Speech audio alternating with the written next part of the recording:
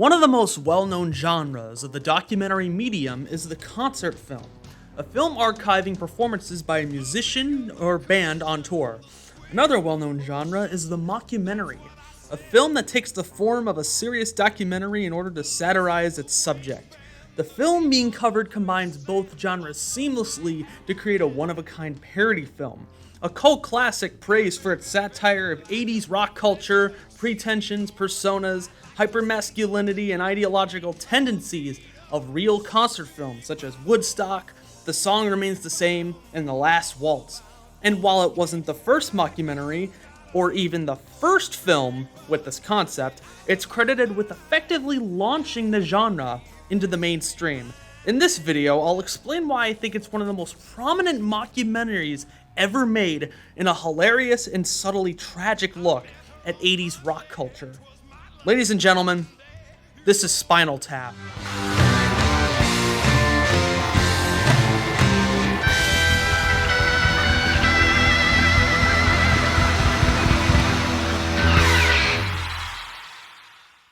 There's a scene in the middle of the film. The band is going through an airport security checkpoint, and the metal detector alarm goes off every time the bassist, Derek Smalls, passes through. Eventually, he's gotten the attention of many people in the airport.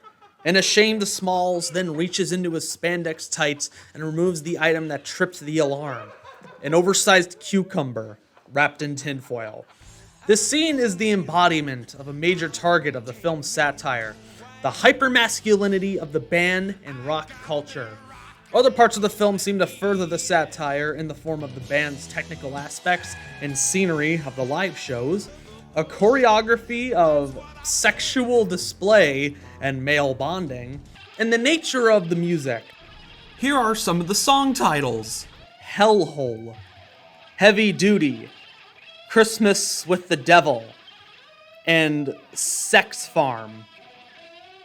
Throughout the film, it feels like the band are always trying to make themselves look bigger than they actually are, and nowhere is that more apparent than the Stonehenge scene. The band contacts a prop builder to make a giant prop for their live performance of the song Stonehenge, but it turns out that instead of the prop being 18 feet, the band accidentally asked for it to be 18 inches.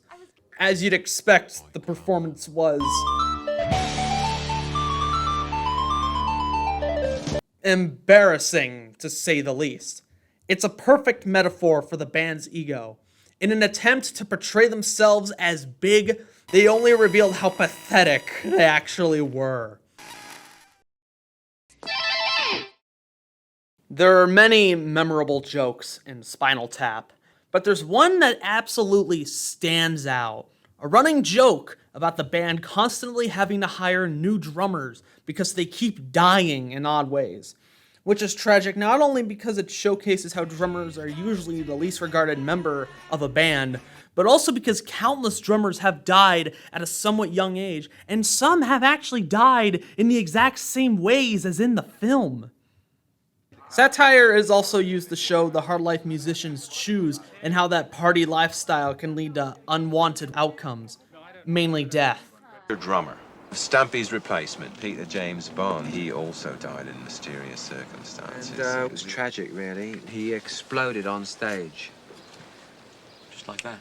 He just went up. The humor of the film, mainly the running joke, shows some of the ways these musicians lived and how their dangerous life choices worsened their health, often leading to their premature deaths.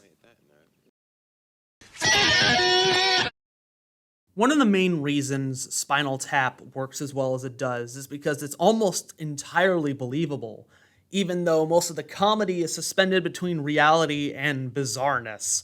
From the almost completely ad-libbed dialogue to the basic modes of editing and cinematography used by Reiner, the cinema verite techniques used in the coverage of the band's tour, the successful interpretation of the filmed interview technique, the realistic scenarios the band deal with that actual bands have experienced themselves, dysfunction within the group, controversial album art, getting lost backstage, band members, partners creating riffs within the band, trend chasing, and the music on the soundtrack, as long as the listener doesn't pay attention to any of the lyrics.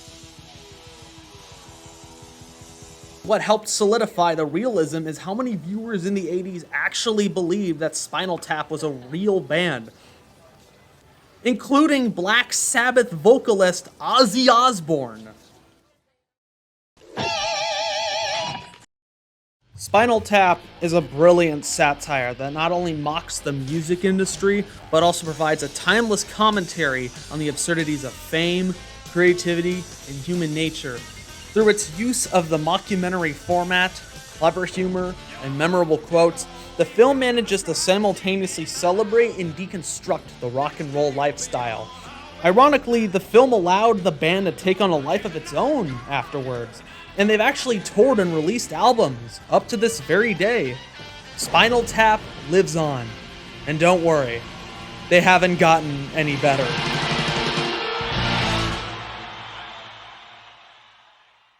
Stop wasting my